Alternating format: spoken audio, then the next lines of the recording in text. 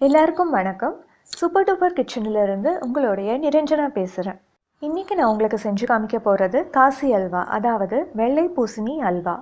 ஒரு கடாயில் நீங்கள் ஒரு ஸ்பூன் நெய்யும் முந்திரி பருப்பும் போட்டு செவக்க வறுத்துக்கோங்க. முந்திரி பருப்பு வறுத்தப்பட்டோடனே நம்ம துருவி வச்ச பூசணிக்காய் இருக்கு இல்லையா, அதுலேருந்து தண்ணியை புழிஞ்சு எடுத்துகிட்டு அந்த பூசணிக்காயோட சக்கையை மட்டும் நீங்கள் அந்த பேனில் போடுங்க, அந்த கடாயில் போடுங்க.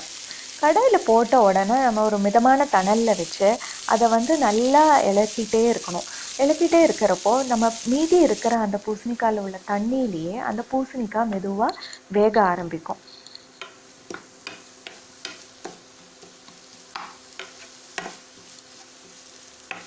ஓரளவுக்கு அதை கொஞ்சம் சாஃப்டாக ஆயிடுச்சு அப்படின்னு உங்களுக்கு தெரியறப்போ அந்த பிழிஞ்சு வச்ச தண்ணியை அந்த பூசணிக்காயில் நீங்கள் சேர்த்துக்கோங்க.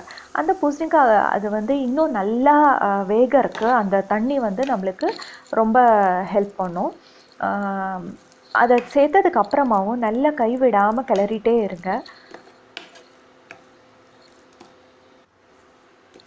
இந்த தண்ணியெல்லாம் உறிஞ்சிக்கிட்டு அந்த பூசணிக்காய் இப்போ வெந்துருச்சுன்னு தெரிஞ்ச உடனே நம்மளுக்கு வேண்டிய ஃபுட் கலரை கொஞ்சமாக தண்ணியில் மிக்ஸ் பண்ணி அதை ஆட் பண்ணிக்கோங்க. இந்த அல்வாவை பொறுத்தவரையும் நம்மளுக்கு இந்த சிவப்பு கலர் ரொம்ப சூட் ஆகும். ஆனால் உங்களுக்கு எந்த கலர் விருப்பமோ அதை நீங்கள் மிக்ஸ் பண்ணி அல்வா செய்யலாம். அந்த கலர் ஆட் பண்ண உடனே பூசணிக்காயையும் அல்வாவையும் நல்லா சேர்த்தி விடுங்க. அந்த கலர் ஈவனாக ஸ்ப்ரெட் ஆகிறதுக்கு.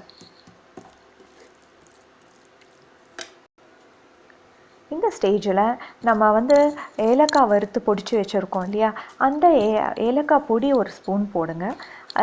போட்ட உடனே சேர்ந்தா போல் ஒரு கிளறி விடுங்க. அந்த அல்வாவோட அந்த ஏலக்காய் பொடி சேர்ந்துக்கும். இப்போ நீங்கள் பார்த்தீங்கன்னா அந்த தண்ணியெல்லாம் உறிஞ்சு அந்த அல்வா ஆல்மோஸ்ட் நம்மளுக்கு பார்த்தாலே நல்லா மசிஞ்சு வெந்த மாதிரி இருக்குது.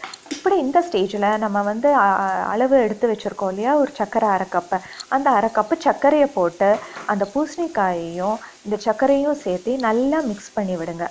அப்போது கொஞ்ச நேரத்தில் உங்களுக்கு என்ன ஆகும்னா சர்க்கரையில் இருக்கிற தண்ணி எல்லாம் கசிய ஆரம்பித்து அந்த அல்வா கொஞ்சம் லூஸாக தண்ணியாக ஆன மாதிரி இருக்கும். அப்போ இன்னும் அல்வா நல்லா சேர்ந்தா போல் வேகும்.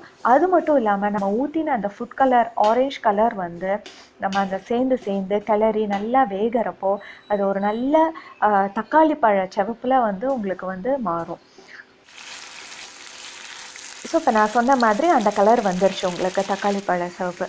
இப்போ அல்வா வெந்துருச்சான்னு பார்க்க 2 டெக்னிக் யூஸ் பண்ணலாம். ஒன்று, நம்ம எந்த கரண்டியில் இலக்கிட்டு இருக்கோமோ அந்த கரண்டியில் ஒரு கரண்டி சும்மா நம்ம அந்த ஹல்வாவை எடுத்து அந்த பேனில் டப்புன்னு போட்டிங்க அப்படின்னா ஒட்டாமல் அது கீழே விழும். இப்போ பாருங்கள், டக்குன்னு போடுறப்போ அது நம்ம கரண்டியில் ஒட்டவே இல்லை.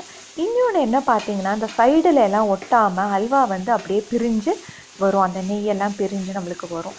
ஸோ இப்போ அல்வா ரெடி ஆயிடுச்சு அப்படின்னு நம்மளுக்கு தெரிஞ்சும். அந்த டைமில் நம்ம அடுப்பை ஆஃப் பண்ணிடலாம். இதை இன்னொரு பவுலில் எடுத்து சூடாவோ இல்லை கோல்டாவோ உங்களுக்கு எப்படி பிடிச்சதோ அப்படி சாப்பிடுங்க. உங்கள் காசி அல்வா ரெடி.